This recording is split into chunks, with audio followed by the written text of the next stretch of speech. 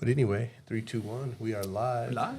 Hey, what's up, everyone? Welcome to the Weekly Jargon. I'm Abel Perez, Jose Rodriguez. Rohi Zachariah. and we are here. Gentlemen, another beautiful week.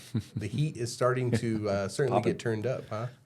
I think it's starting to reach those high 90s, and you're starting to feel it now because not too long ago, you were still wearing a jacket, and now Rohi, I can see you're That's coming it. in with Nice. your low-cut shirts. There you go. Yeah, a couple more weeks, he'll be in a tank top. There we go. We're getting there. That's right. Yeah, no, my son last night at a gym, we were at a gym, and he goes, the sun or the heat is too powerful. Well, that's how he was communicating. He was sweating. So anyway, get ready. Central Valley, known for some of the hottest summers here. Fortunately, we don't get too much humidity. So if you stay in the shade, have a nice cold beverage, you're usually all right. Bearable. You're usually okay.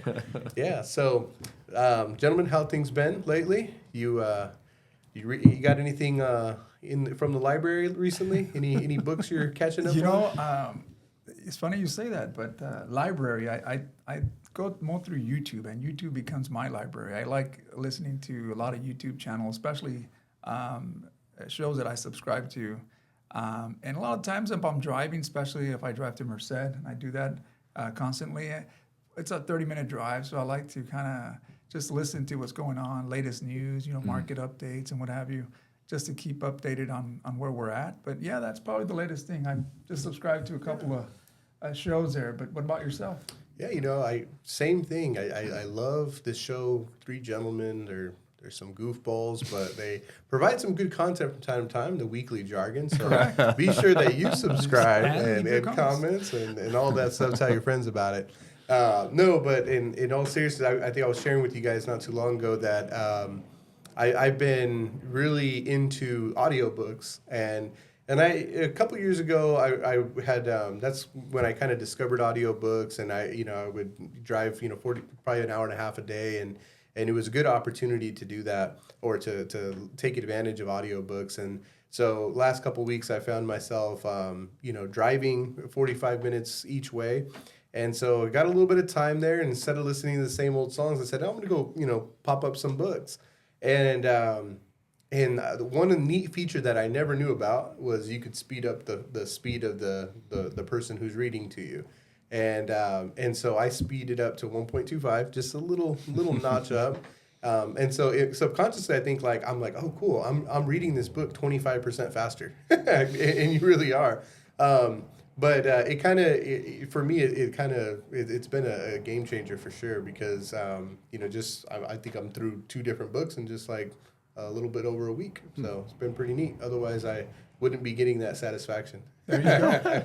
How about you, Rohi? I don't do the books. I do the news. I got that short term. I can't hang on to a book too long. But definitely. I mean, the news thing for me. There's obviously guns are still hot. There's the economy is still hot. So I try to keep an eye on it just to kind of see what's going on. And yeah, for sure. It's your business. You have to. Keep up with it. It is. So, when you do those books, how much of the information do you retain? Yeah. Because that's probably my biggest thing is that I'm looking for this key words that would trigger me to continue to listen, right? Yeah. A lot of times I can just go driving and I'm listening subconsciously, but I'm also thinking, am I getting what I'm looking for, right? And I'm always searching for something, right? And once I listen to the key words that I wanted to hear with respects to the market or something that I'm involved in, then I pay more attention to it, and I'll try to retain those pieces of information so that I try to, like you said, I have a short-term memory also. Yeah. We're listening to these shows, but we can't retain everything they say. We just try to retain the more important subjects of the conversation. How would you describe your memory when you're listening to these books? Yeah, I think that is a big mistake that I've made in the past with my relationships to books is thinking that I have to retain it all immediately, and for me, reading just a hard actual book is very difficult for me. And, I think even through school, it was like, get through the book and get to the next one and you get points and, you things like that. You get to check a box. And so it really wasn't like, well, what is this book going to do for me? It was really just the process of going through each page. And that way I wouldn't retain anything, I went through my old library of old audiobooks that I had already purchased, and so I was like, oh, this one I only read 3 chapters out of 27 chapters, you know. So I'm like, why did I stop? Well, I remember it's a book from 1505, Machiavelli, called The Prince, and it's not like Shakespeare type English, but it is very like sophisticated, like, you know, good, proper. It's just like it could be a little bit difficult to comprehend, right? But I said, oh yeah, I remember this book, and I remember seeing it on like a list of like the top 5 books that all leaders should read, right? And that's why I initially had bought it, and I was like, man, the old me when I got that a few years ago, he only made it 3 chapters in. So, but I think what it was though, it was the speed of it.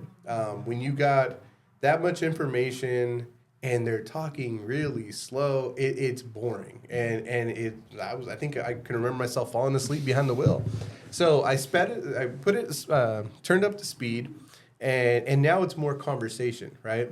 And I thought to myself, I had this kind of moment where when they were reading the introduction, talking about it being published in 1505, and I was thinking, wow, if I was in a time machine and can go back, or like you ever say, man, if I can go have a beer with this guy or go hang out and get some knowledge from this guy, what would he tell me, right? Well, you don't have to look too far. It's in the books. Everything they wanted to say is right there. And so I had that perspective. And so I turned it on, and I would say probably I'm at chapter 16 right now. And out of the 16 chapters in this book, The Prince, he's basically talking about the principalities of government and rising of power, and how, you know, if you're a prince of the people, or if you're a prince of if you're inheriting different land versus if it was given to you, or versus if you took it over yourself, you know, and all of these different strategies. And he's saying, what are the consequences? What are obstacles that are going to be in your way?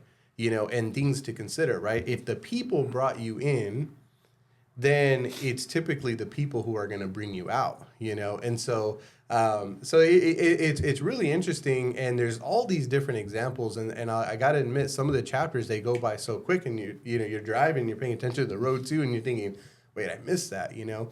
But then it immediately jumps into a new, like, you know, a new segment, or a new chapter, and that's a whole new segment about, you know, something totally different. And I was just like fascinated by all of the different little pieces and tidbits that I was pulling from it. And it was really neat. And I just had the perspective, like, if I was just in a bar listening to somebody tell me, you know, you don't really listen to everything they're saying, but something that might spark your attention, you're like, hey man, that's pretty good, right? So anyway, so that's a little bit probably a longer answer to the question you had, but I actually like what you're saying, because you know what, this is a good way of I think really getting to our audience. I think that if we can really look at The Prince, we can come back, and I like how you said it, because you kind of put the concepts up there, what the book's really about, what you gained out of it. Because I mean, Rohi can certainly gain something out of it differently. Yeah. And and kind of to your point, you know, when I was growing up, reading for me was like you. I just wanted to get to it as fast as I can, and I tried to skim through it. And then there was always these cheat things where you can learn how to read fast by skimming through it. But I never retained any of the important information. Yeah. Look for keywords. Obviously, when it was science or history, they left that in bold. So I remember, okay, if you can remember this stuff, then you're going to make it easy, right? So the books had codes as far as how to go about and study. But reading a novel, for example, was probably the hardest thing for me, because that meant that I had to relax, take in the words, and try to imagine yourself in the book or as a character. And like you, I wanted to get through that book as fast as I could, right? And as an adult now, I try to take time now to really understand the concepts that are written there. And I use the books at night. So this is the way I go to sleep. Believe it or not, it helps me. It helps me go to sleep. So what I do, I plug in my earphones. I listen to some classical music, because I don't want any other interruptions. And for some reason, this is very calm noise for me. And it allows me, it enhances me to want to get out there and read. But because I'm using that energy, it wears me out. Yeah. So within the first 10, 15 minutes, that'll tell you that I can't finish a book within 2 weeks. It'll take me a little longer, but it's actually good, because it does 2 things for me. It helps me wind down to go to sleep, and I actually get some information, tidbits of it, but I do get it. But I like your idea with the books, because I think I get the same satisfaction when I'm driving. It's not necessarily a book, but it's somebody narrating something of a show or a subscription that I do on YouTube. Yeah. And I think it's where the benefit of the older stuff. I mean, is when I look at the articles now, so much of my brain power goes to, did somebody write this? Did somebody just copy it from like the chat GPT? That's like, you know, and I feel like I'm so drawn to like I see a typo and be like, was that the computer typo? Was that somebody like just doesn't know what they're typing? It's hard to really get through it. And just like you guys, I mean, sometimes I'll have to just like, you know, skim through the article just to kind of get what I want out of it. Like, okay, here was the headline. Where is that topic at? I don't care about the fluff piece part of it, you know. Yeah. Well, talking about GPT, let me tell you what I did. Okay, so you wrote a book. Bing now has a chat, right? With the they call it the bot or some chat bot. And I wanted to write. It says write a poem, right? So I said, okay, give me a poem, and I put these words in there. And one of them being my wife. I said, okay, write me a poem. I put my wife's name. I put this. I put all these categories about my wife. And sure enough, it brought like a 2-paragraph poem.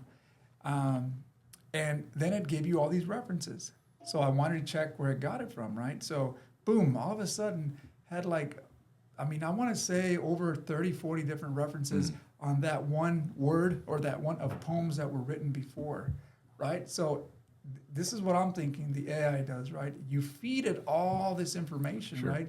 And because it crunches and it processes so fast, it looks for these keywords and it generates just something numbers. from that, right? It's So numbers, it's numbers. yeah. So, and the fact that it's a poem, it was able to throw something out there. And I read it to my wife, and she started laughing because we're both using it now. We're trying to get familiar with how it, you know. I asked it for a picture also, and I gave it certain descriptions. Give me a picture of Earth, fire, boom, boom, and sun, and all of a sudden it just drew me a picture, and that was amazing. I go, man, that's pretty awesome. But I'm sure it references from all the stuff that people will be fed it, right? But you know, and that's the thing with books is I don't know nowadays if these books are being enhanced by the power of like a chat, like a AI or something. Well, think about the next generation of like buying a gift card. Like, why would you go buy a gift card that there's like 100 of them, and you might, the next guy might have bought the same card. It's like, well, here, go write me a gift, you know, a card for my whatever grandma's 85th birthday. This is her name. She did this for life, and it'll generate those little cheesy comments that you pay $5 now for, you know.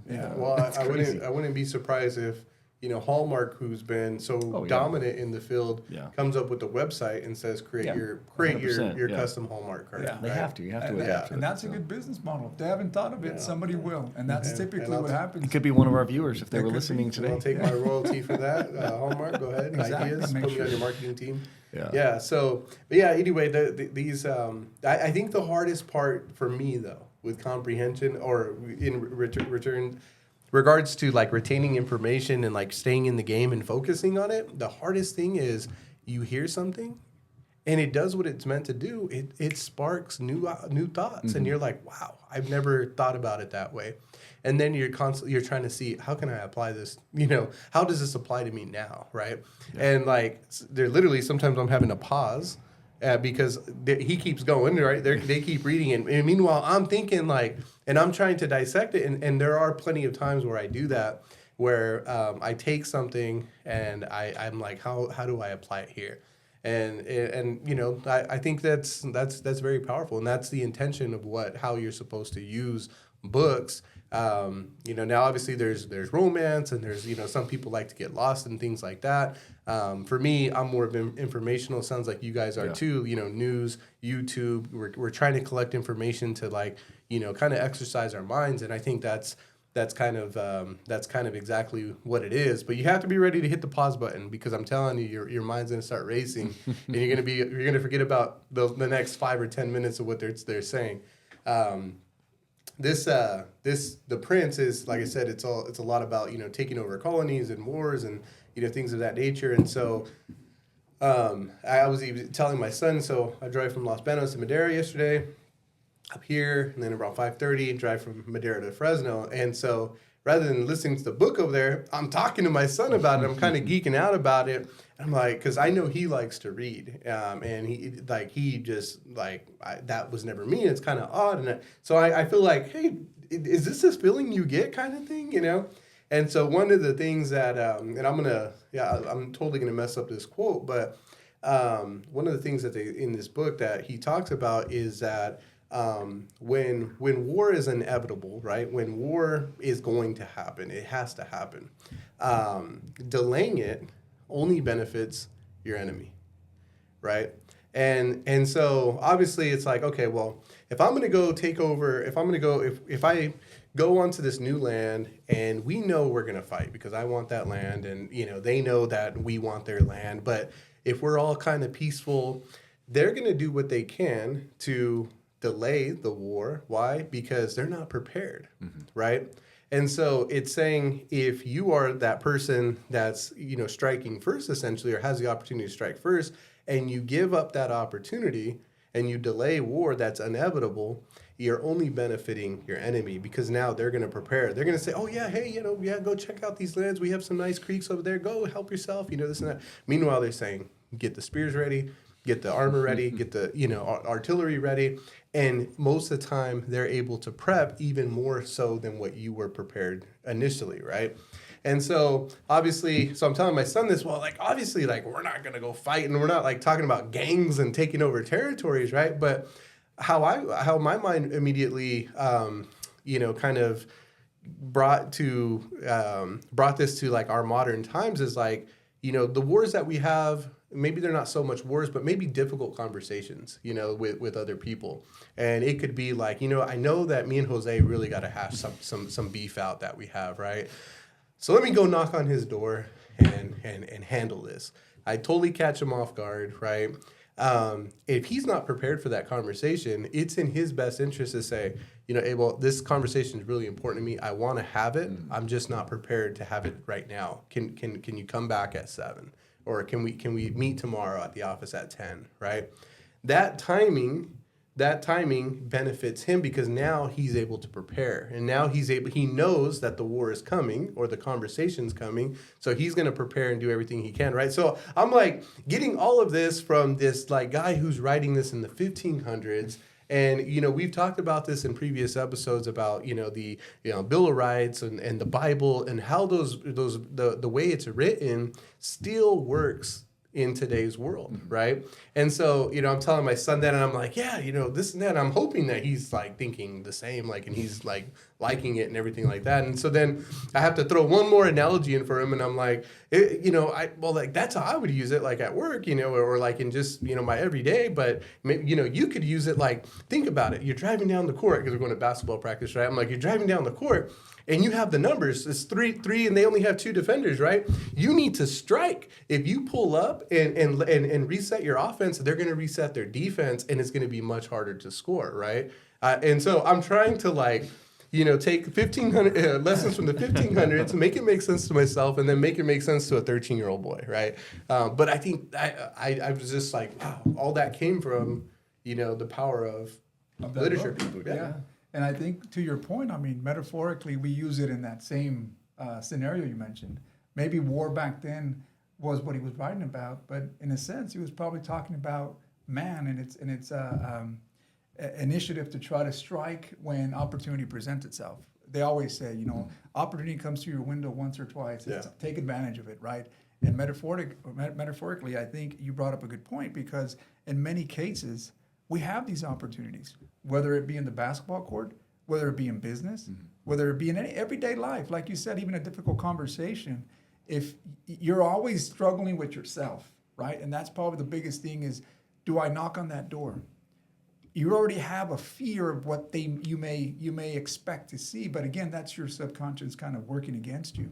And I think once you actually do the action and you go through that point, or you go through that door, you'll notice that person wasn't prepared. You stroked there, and that's why you took advantage of it. So I like what you said, because I think it's true in a lot of ways. It applies to today's modern times. And just like what you said, in many cases I catch myself driving, listening to something like that, and like you said, I have coffee, I stop, and I start thinking, God damn, think about that. Why haven't... And guess what? We have a show now. Yeah. Oh man. Oh, jeez. Yeah. So I appreciate you guys letting me geek out about. Oh no, for sure would. I thought when he was talking about traveling, I thought he was going to talk about his conquering. Like he's planning his warpath now. You're going to conquer Los Banos and Dara and Fresno and take over. He hasn't told you all of it. You can't do that because remember that's part of the plan. Yeah. You can't reveal. Chapter 8 was about Don't not revealing reveal. your plan. Yeah. No. But it's funny, and segueing to that, the power of the technology that exists in that phone, right? Because think about it. Years ago, when can you really sit there and drive with the book open, right? Maybe a recording or an audio. But, and I'm sure it's been around for some time, but not a lot of people take advantage of the technology that exists to help you. Via the Tesla, so it drives itself. Yeah, and then I could read. Hold it and Take a nap. Yeah. That's interesting. But I think the voice too, because you could act. By the way, which voice do you use? By the way, yeah, that's what I was gonna who's say. reading to you? It's I don't know. I know that you can choose, but I haven't Not Morgan Freeman. I feel like each book has like its own options. I don't really like that. I just use the Apple books. Right, so I don't know if I have all the Android options to have the same person read to me, but you can choose like on the Prince one. There was like one with like a strong English type accent, and I think it was meant to be like as authentic as possible. I couldn't do that, just because I'm already trying to comprehend the vocabulary that they're using, and so. But just kind of a traditional American voice does just fine for me. Speeding it up though. And I think that's kind of a California thing because I've heard Californians talk faster than the majority of the country. But having that speed turned up really just kind of brings it. It's like to the next point. Okay, cool. It's kind of like you're skimming and it's like, okay, cool. Yeah. And then your mind hones in on the good stuff there. Rohi, any books that you read at all? Any of those? I've tried. One of my customers gave me a book, and I can't even remember the title now, but it was relating to guns and stuff. So I was, but it's like this thick, and he was like, that's intimidating. Huh? Yeah, I mean, it was, it grabbed me in the beginning because it was talking about the history of guns, and then it turned into more of a novel, and I'm not the novel type. I don't like, becoming a story. It was like, right. So they were trying to tie the two things like history, and that took the perspective of this child, and he was very into guns, and so they were kind of like teaching me about guns, but in the eyes of like this kid and his dad and stuff, and like during World War II. So then it switched to this whole World War II, in the Nazi camps, and it's like, well, I wasn't really reading about that, but they're switching back and forth between like, well, this is the gun that came out, and this is how it worked, and this is what it was, and so. That was the last book I've attempted, but it's like I said, it sounds like it was like one of those like documentaries where they do like reenactments, which are really cool, by the way, like because you could kind of see how it was like used and applied. Yeah. But look, seeing it and watching it's a lot different than having to like read. Well, I mean, and very well written. I mean, and my customer, he was like, you got to read this. It's like one of the best books, and again, it's very well written, but it got into the point of. The Nazi Jews were fighting back with the Germans, and it starts becoming graphic, and how, now the guy shot the other guy with the gun, and it's describing the scene, and it's like, that's not why I'm reading the book, I'm reading because of history of guns more so. Right. So it kind of lost me. And to your point on that, when it comes to books, if they condense it in a video or an audio, for some reason, I'm more apt to doing that than to actually read the whole thing. There was a book that I got not too long ago, and I was all hyped a bit because I saw the video. The video was about 45 minutes to an hour, and this was by Ray Dalio, and he was talking about the New World Order as far as the economic world order, right? Not necessarily what this conspiracy theory is, but mainly this is how currencies change over the years, right? It talks about the Dutch, then the English pound, and now the dollar being the reserve currency for the global reserve currency. But he said it best in his audio, and I sat and I just listened. I guess he gave us all the meat. So once I bought the book, I was like, oh shit, I already know this. It's already been through this. So that's the power, and I think scholars or professors can disagree that reading initiate something within your brain and maybe the imagination, the creativity. But I think everybody learns in a different capacity, right? Some people like to listen, others like to see visuals, and others like to read because they can do two things at one time. They can read it, and then they have a really good imagination on the back end, bringing that book to life. Me, if I see it and I'm seeing visuals, and I'm listening to it, I'm doing the same thing, right? I mean, I may be missing out on that other creativity part of my brain kind of working when it's reading through words, but I'm trying to capture that same feeling you do through the power of audio and through the power of vision, right? Yeah. And visual. And that's what I get when I see these videos. If I can count the number of hours that I spent just watching YouTube, I probably would have earned my PhD just by the number of hours. Yeah. But see, that's not the case. I don't get a degree like that. But that's Not how yet. that's Not the yet. power of Yeah, no kidding. of really like knowledge out in the internet. And you can really gain a lot of knowledge. Hopefully it's all good knowledge that you can apply to your life. You know, a lot of times you know all this knowledge, but yet you don't apply it in any way, shape, or form. See, that's why I like I don't like reading them, but manuals that come with like something I got to put together. Yeah. My wife will give me this thing, be like, here, honey, this has got to go together. And I'm really reluctant. I got that guy mentality. I can't touch the manual because I'm smarter than this. And I think it plays into it because like I open the first page and it's like the obvious. This screw goes here. It's like, well, I already knew that. Yeah. So, Yeah. okay, I don't need that page. And I'll start building it out. And then I'm like, okay, now what do I do? And then you kind of feel reluctant to look at it because you're like, I can be smarter than this. I'm an engineer. I can figure this out. Exactly. But that's about my extent of fully reading something is if I really have to hit a manual, then I'll read word for word. But I like the pictures on those better. I'm no different. I think there's many of us, many folks that probably feel the same way. Yeah. But one thing we can say about today is that, hey, read the Prince by Machiavelli. Yeah, sounds good. I think I'm gonna have some to good stuff. capture I think that. you would like it. Yeah. Is it reading though? Goes He- everywhere he from really- Alexander the Great to all of the good, all of the. Well, that may be the new show, is legends. just kind of reading the books and coming back and really giving the audience a Brody's like, did you synopsis. not hear my last statement? I only read when I need to build something out. Yeah. Well, maybe something about It's gonna be an building. engineering book. Yeah, Yeah. there you go. Did you know? Yeah, my wife's certainly one of those people where we'll watch the movie and she'll say, "Oh yeah, I read the book. It's great." And we'll watch it and she'll say, she'll be disappointed. Like they left out so much, and it was much better in my head. And this person was supposed to be more evil, and I think it's more because like the books give you the ability to paint that picture yourself. Well, yeah. And so you're. And so when the producers and directors are giving it to you, you're like, that's not what I was thinking. That's not how it was meant to be. But I think that's the beauty of it. Everybody gets their own. But I'm certainly one of those that's like, yeah, just let me wait till the movie comes out. And if it's a story, if it's a novel like that, I'd rather just watch the movie. Yeah. I get caught up on that, when it's a video and a visual, and my brain somehow just gets right. It gets in there. It gets okay. Now, wow. Okay, this is what they were trying to say. Okay, good.